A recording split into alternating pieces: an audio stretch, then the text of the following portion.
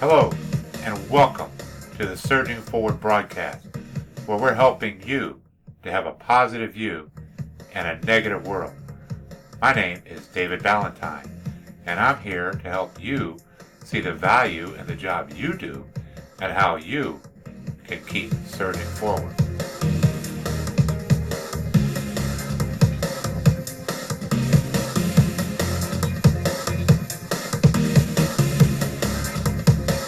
Hello everyone, it's another great day where you can make a difference.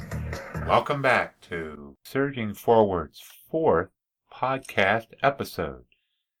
Today, I'm going to continue talking about what does surging stand for. In other words, what does it really mean to be surging in this crazy world that we live in? You often hear me talking about creating the positive view in the negative world. Well, in today's overwhelming world, it's so fast-paced, and in order to stand out or to be the most, you have to have the most amount of friends on your Facebook page or thousands of people following you on Twitter or whatever the case may be. Everybody thinks that's what it means to be respected or to be on top of the world. Well, we're going to dig a little bit deeper in that and see if that's really what that means. Although this is a nice thing, I would ask you, how does this affect the way you see people every day? Can you talk to people on the phone without knowing what their faces are or what they even stand for? When you're on a street corner and you're with your friends, do you find yourself texting each other without even talking? So that's kind of the society we seem to live in, it seems like. But we're going to be talking about what it means to make a difference with other people. You see, in order for you to be able to surge forward, there is this thing called givers and takers. Are you a giver? Are you a taker? Which one really has the most advantage in this world? Well, we hear it all the time. I'm going to take all I can get, and I'm going to get it however I can get it. Are those people really happy in their lives? How about those that give? I know many people who they become very successful in life, and that's all they've done is give in their lives. And they've become very successful, very well respected, and leave a very prosperous life in words of how they live financially, the people around them, their quality of life, and it does make a difference.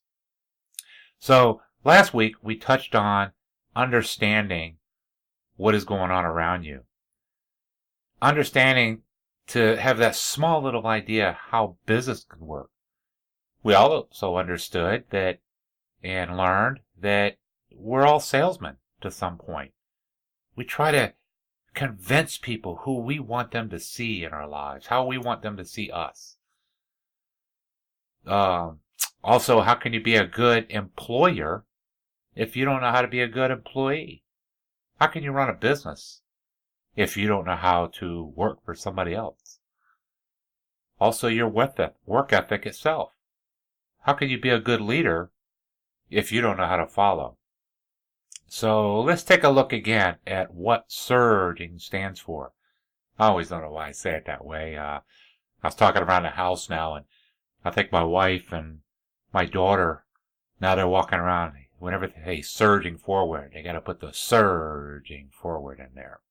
So I just kind of think it sounds kind of cool. But if you guys write me up and tell me not to do that anymore, I'll probably stop doing it because I'll get paranoid myself. So what does surging stand for?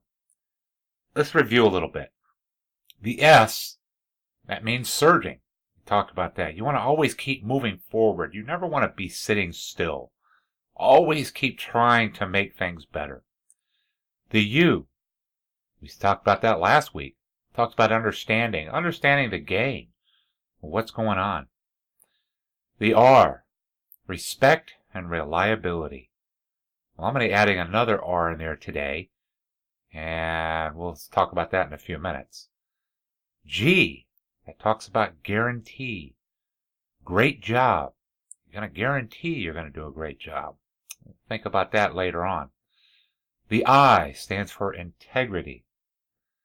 N, never quit or give up. And G stands for genuine. In this podcast, I'm going to be talking about the R part of surging, which is respect and reliability. I'm going to add one more word into the mix, and that is responsibility. I like to call these the 3 R's. These 3 words are very different, but yet they all go together. So what does it mean when I'm talking about the 3 R's? If you really think about it, you can't have one without the other, yet each one stands alone. So, let's get started. Let's look at respect. We've heard some say, I'm sure, in your lives, and if you haven't heard it, you will, trust me. You get that one individual that walks up and totally arrogant. You've never met the guy before, and he just walks in and has a bold way of saying, I demand your respect. Now think about that for a minute.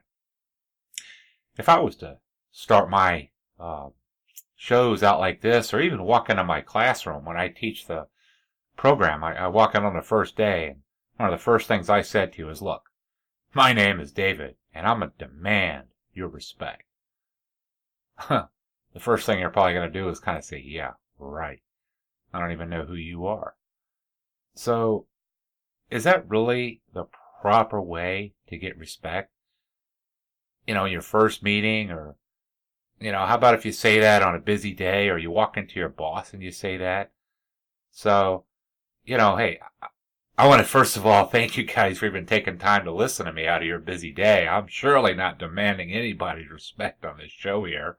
As a matter of fact, I appreciate some of the emails that I've gotten already. And again, thanks for the response, by the way. Keep them coming in. So hopefully, I'm never too busy. I'm going to try to get to all the emails, and I'll answer all those. And again, they give me ideas for putting things on the show here. So I'm really looking forward to those. And send an email or give a contact over at the website at www.surgingforward.com. So we'd be more than happy to hear from you. But anyhow, I have no right to demand respect from you or anyone else for that matter.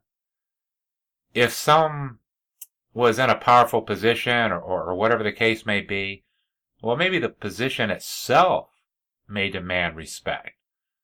But that doesn't mean I actually respect the person. I respect the position.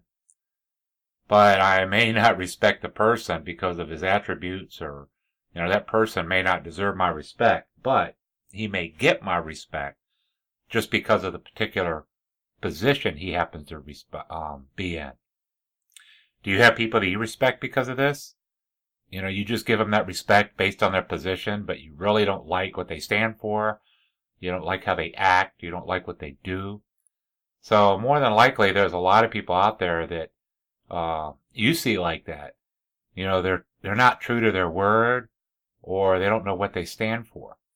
So in reality, I respect them because people are truthful, they're true to their word, or they know what they stand for. Even if I may disagree about the position on certain subjects, we're not put on this whole world for all of us to agree with everything. We have this fascinating thing called free will. We're free to make a choice. We're free to learn the way we want to do. Some people learn by reading. Some people learn by listening to these kind of podcasts. I was kind of amazed when I saw how many were actually out there. So we all learn in different ways. We have different ways of doing things. We have different desires. Some of you guys like boating, some like fishing, some like hunting, some like sitting back reading a good book, some like just sitting in the old woods and looking out at nature. And me, I just sometimes like to sit there and sit in my little quiet space and enjoy looking at some of the pictures I have of eagles, and how they seem to soar over everything going on in the old world. And so I've always enjoyed the eagle with that kind of respect. He just kind of demands that respect, the majestic of it. So, in other words, but what I'm getting to on this, respect is something that is earned over time by you as a person interacting with others. You can't demand respect. Respect comes from how much respect do you give towards others. In return, others will respect you once you put forth that foot forward first. I have an old adage, I'm going to trust anybody for the first time until they lie to me. And again, I want to verify that. It's called, Reagan, I think, said it back in the day, trust but verify. I'm not calling you a liar. I'm going to trust you, but until I get to know you, I might verify you, because there's always people out there trying to take advantage of you. But when you want to respect somebody, if you want respect, give respect. Unless you have reason not to trust somebody or not to respect somebody. And I want to tell you also, don't go by what other people say. When people say something bad about somebody, all right, maybe you want to take that into account and keep it in the back of your head. But you need to be your own individual and form your own opinion about somebody. Always give somebody the benefit of the doubt. And that in turn is going to cause others to respect you because they know that you're fair. You're just not taking the word off of a whole group of people who says something about somebody without the facts all being there. It's amazing how quick things can get drawn out of proportion, and it really had nothing to do with what they're talking about, and they're lacking the facts. So, going back to respecting others first, it goes back to the old adage, treat others as you want to be treated, and it will come back to you. So put your first step forward. Don't wait for that other person to do something nice for you. Don't wait for that other person to talk to you first and open up the door. You do something good for that person. If you do your best to make that person look good, deep down inside, they're going to know it. Even if they are a bad person and trying to get over on you, they know. And deep down inside, even if it's someone you don't like, I've seen it many times in my past. I've had people that I don't like. I turn around and they're sticking up for me. So that's respect. That's what real respect is. Now, there's some in this old world that will always treat you with what I call disrespect, and that's out there. But look at their lives. Really take a look at their lives.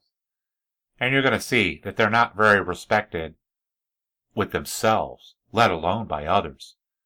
They have very low self-esteem. They're always the one that they're going to say something and they're going to do something and they don't.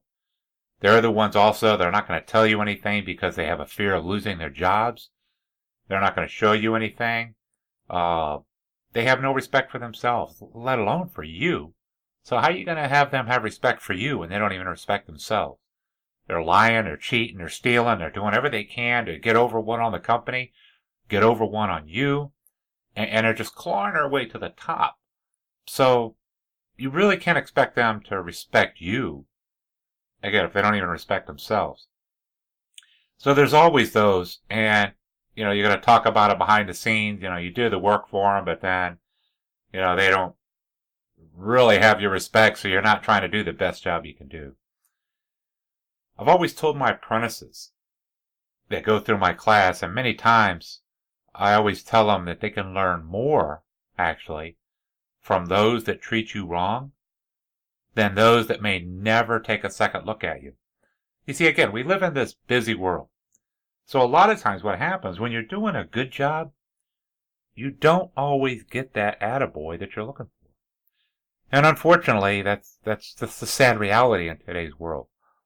So that's why I say we. And I say all of you as well as myself. When you see someone do something good, say thank you. Put that first effort out because we all want to get a little bit of praise. But most of the time when things are running nice and smooth, nobody says anything. But boy, when you mess up, people are always pointing the fingers. And we're going to be talking about that also in a little bit. But you always want to make sure when you see those people that are treating people wrong, learn from it. Learn from every circumstance you are in. And in those cases, you learn what I should not do. Not what I should do, but what I should not do. And then that should help you more and more say, hey, I am not going to treat people like that. I am going to go with a conscious thought and say, I am going to be better than that. So in many cases, I see people follow the same path and treat others wrong, only to find out too late in life that they have no true friends, but they have a whole lot of enemies they've created along the ways. And then, remember in the earlier shows where I talked about those guys looking over their shoulders as if someone's coming to get them or take their jobs? Well, guess what? They work their way all the way to the top, and people respect them because of their position. But nobody respects them because of who they are, and they're just waiting for them to fall. Nobody's going out of the way to make them look good, except for those that are trying to, what I like to say, brown nose their way to the top also. These are the ones that really do not understand the game, and they have low self-esteem. This causes them to always tear down others to build themselves up. See, again, they have no respect for themselves, so in order for them to get respect, they have to tear others down. You see, building respect with others, many times you don't even have to ask for help. They will be there because you've earned their respect. Even if you messed up, you'll find that you're not alone. So, when somebody respects you, it's not because you've demanded it. It's because you've earned it. And those that respect you will be there to help you out. And again, I've been through some pretty tough times in my past. I always like to talk about my life. It's been like a stock market. I know a lot of people, their lives start from point A and bam, bam, bam, bam, bam. It's like a little ramp that goes up the air there. And wow, all of a sudden they've arrived. Well, I'll tell you, I haven't quite gotten there. I've had my ups and downs. But I tell you, during my lowest points, where we hear the old adage, when you're down and out, all your friends are gone. During my lowest points is where I found out who my friends were. They lifted me back up. They encouraged me to move forward. They helped me out financially even, when I didn't even ask for it. I didn't have to tell anybody I was in dire needs. People did. They came out of the woodwork. How did they know? Call it intuition. Call it the Lord speaking to them. Call it whatever you like. But a lot of it had to do with how I developed a relationship with others. So this brings me to the other point about being reliable. Gaining respect means that you are reliable. Your word is true when you say, I will get it done by such and such. And by God, it's going to get done. You have a true word. Being reliable means that when you say yes, it means yes. And when you say no, more than likely it's going to stay no. Now, this doesn't mean that you say no all the time because you just don't want to work. If somebody asks you for things and you're always saying no, well, believe it or not, pretty soon they'll just quit asking. And it doesn't mean you say yes just to get on the good side. There's a parable that Jesus told to his disciples, and yes, it's in the Bible, and you can look it up if you like, and it goes as follows. A farmer asked a servant to go and work in the field. And a servant looked at the master and said, Of course, I will go, you can count on me.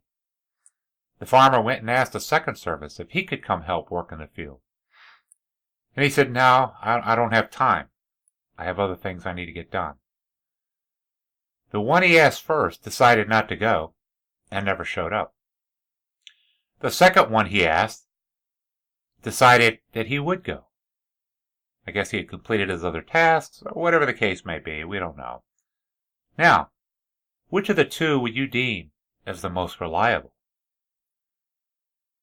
Which one would you trust while you were away? Has this ever happened to you?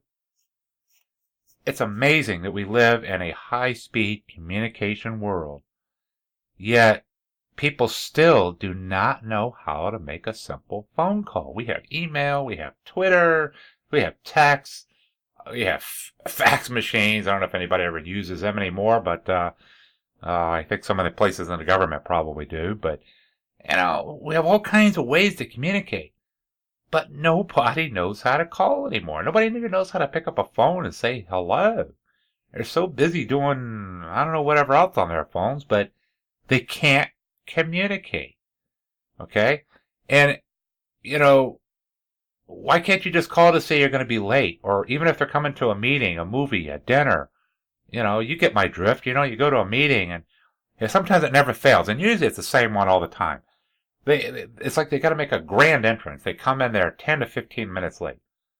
Well, I can't see your hands out there, but tell me, do you really find this annoying?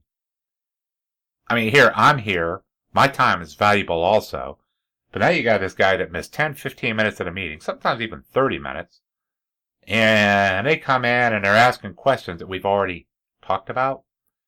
So now you got that meeting runs a little bit later just because I guess their time was more valuable than mine. Well, I take that a little personal because my time, as well as yours, is valuable.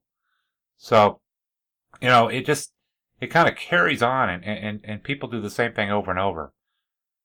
When I was coming up, I gotta admit, my mom didn't tolerate that at all. When I was younger, if I wasn't there 5 minutes early, I was late. I've carried that on to this day, and sometimes it kind of drives my wife late, or kind of drives her a little bit crazy.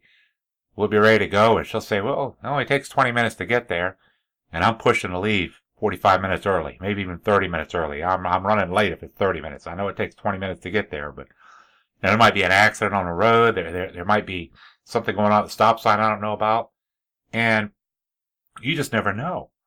So when I was going to be late back then, we didn't have cell phones or let alone email or anything of that nature. But I'm going to tell you what, if I thought I was going to be late getting home or getting home for dinner, I'd find a payphone somewhere.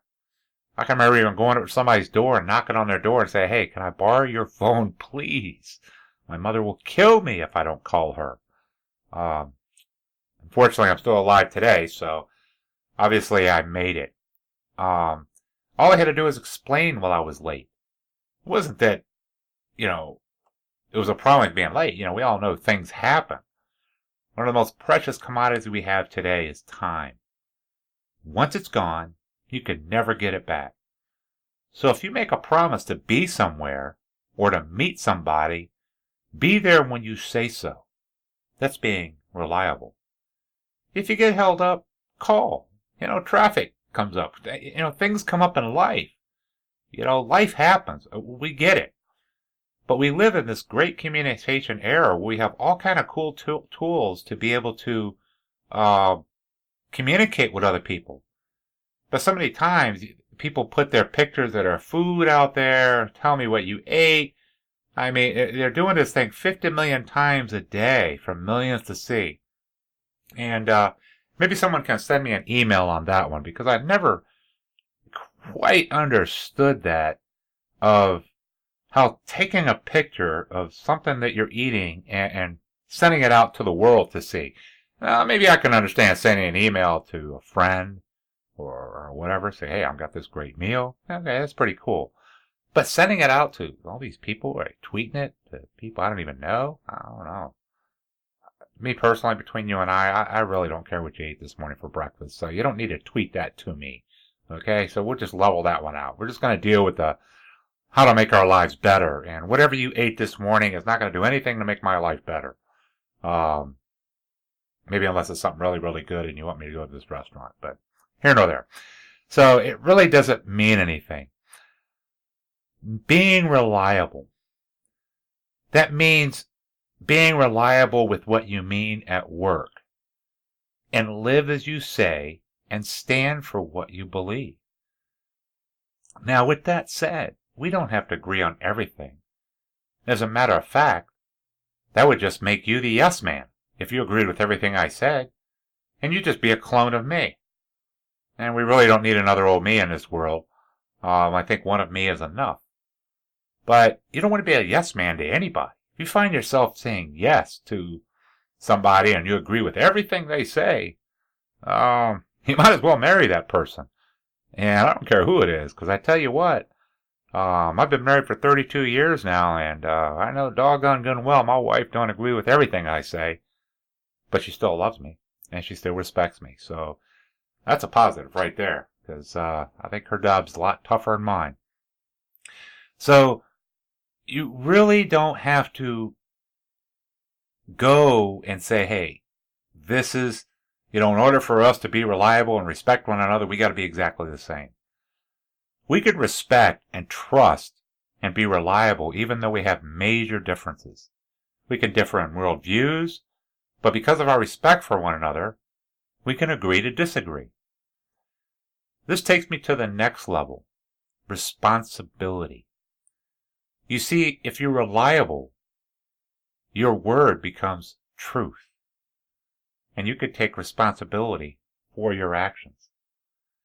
As I said earlier, sometimes things happen. I mess up. I hate to say it, but you mess up also. If you haven't messed up yet, trust me, you will mess up in the future. If you're working on that perfect path, hey, that's great. God bless you. I hope it all works out for you. But between now and then, you will mess up. And hopefully you've messed up a few times so the fall is not that bad. Because I know a lot of perfect people who think they're perfect. And once it hits the ground, it's a long way down. And most of them, again, because they were so arrogant and perfect to everybody in the past, they don't have a whole lot of people to help them up. So, do you enjoy being around perfect people? Or are you one of those that sit in the back of your head going, okay, I just can't wait to leave. This guy knows everything about everything, and he's done everything. He's been there, done that. I mean, we sat around the table one time. We were sitting around there at lunch, and we were talking to this old fella.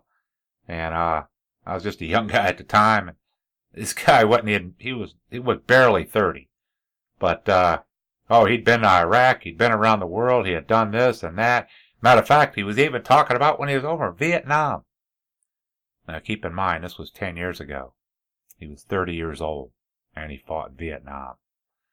Well, one of the guys called him out on it and says, that's interesting, because I was in Nam, and this guy was in his 50s.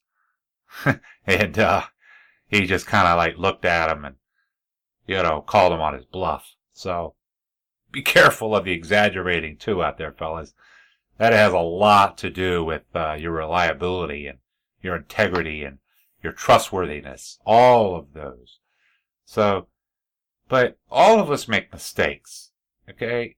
Most of us, we don't go out intentionally to hurt somebody. And again, I'm not talking about those who have ulterior motives out there and are always scheming to step on others to get ahead. But the thing is, though, then they're looking over their shoulders. Those are the ones that are looking over their shoulders to see who they messed over or who's going to be coming after them to take their job. They're worried to death about someone taking their job because they don't know the game. They don't know how to surge forward. They don't understand the game. They don't have respect. They don't take responsibility. And least of all, they're definitely not reliable. So, those guys are out there, and they're going to continue to be out there. There's nothing we can do about those except recognize them for who they are. But for us who are surging forward, you want to learn how to own up to your mistakes. And I can tell you, because when you take responsibility, then you're deemed reliable. And guess what follows? The respect. Also, on another note, if you take responsibility for your mistakes, instead of pointing the finger at other people, knowing for sure, deep down in your heart, that you are the one responsible, but you're going to put the blame on somebody else. When you take the blame for what you have done, I'm not talking about taking the blame for others. By God, unless it's a real critical situation, I would not recommend doing that because it's hard enough to take the blame for our own stuff, let alone somebody else's. But when you take that and you have that reliability and that trustworthiness, you know what? When it comes down that point in your life, when things turn, and life happens, it gets kind of weird sometimes, but all the facts seem to point at you. And it looks like you did it. But when you stand up and say, I did not do that, and, we don't know who's responsible, but it looks like you're responsible, guess what? You're going to have people who respect you, who've you earned their respect. They know your reliability. They know you're responsible for what you do. They're going to stand with you. And they'll help you through that tough time in your life. They'll help you get through these accusations or these false accusations that somebody may have put up against you because they're trying to step on you to get to the top of the ladder, or they're afraid of you because of you might take their job. Oh, we don't want that. So they make up stories about you. They might do something about you. But if you have the respect of your boss and the respect of your peers, pretty much, I've seen it in the past, that guy kind of gets laughed out of the ring, or they just kind of take it for the grain of salt and kind of move on.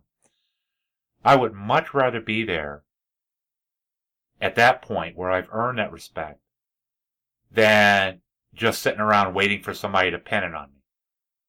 And when it does get pinned on me, and it is false accusations, but because I've never given respect to others, because I've never been reliable, because I've always showed up late for work. So now when I have a false accusation given to me, I end up getting fired, or I lose my job, and I'm scratching my head going, why is everybody picking on me? This wasn't even true. Well, you know what? You're right. This one was not true. But because all the other ones had truth to them, nobody knows what's true about you or what's not, because you don't have the reliability or the respect. My friends, what's going to happen in this life, whether you're responsible or not, life is going to go on. You have to decide whether you want to hide it so that it'll come out later, or face it now and move on. You see, hiding mistakes in life, it's like a cancer. They tend to grow. You stuff them under that carpet. I always talk them, it's like the cancer moth. One of the worst things I used to hate in my house was lying. And I'm going to tell you what, you lie about something, oh yeah, you get away with it for the moment, but you always got to remember that lie. Because it comes back. It comes back whether someone's telling a story, or it comes back over time. And it grows. And it's just like anything else, it gets exaggerated. So then when it gets found out, it's much bigger than it was when it first started out. I know that's hard to believe, but once it gets exposed, everything's fair game now, because they've caught you lying once. Now they can make stuff up for you, and guess what? Nobody's going to believe you. No matter how false the accusations are. When somebody lies, who really wants to believe you now? So we've just touched on the tip of the iceberg about what I like to call the 3 R's. No, it's not writing, reading, and arithmetic. That's how they used to call it back in my day. But it's called respect, reliability, and responsibility. Are these things in your life that you can do to improve in these areas? Are there things that you can change that can make it better on these 3 areas of your life? Now, don't worry about what others are doing, because you can't control what other people do. All you can control is your actions, and your actions alone. Show others by your actions, and you may be surprised.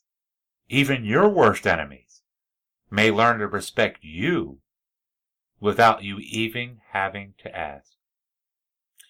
Learn to treat others as you want to be treated. So the new question is, are you reliable? Do you take responsibility seriously? Do you deserve the respect that you may demand? What can you, and I, for that matter, do to make a difference in someone else's life? Thus, in turn, become respected our spiritual life and our home life, our social life, our work life. Next week, we're going to be talking about guarantee good job. Do you guarantee your work? I look forward to your comment.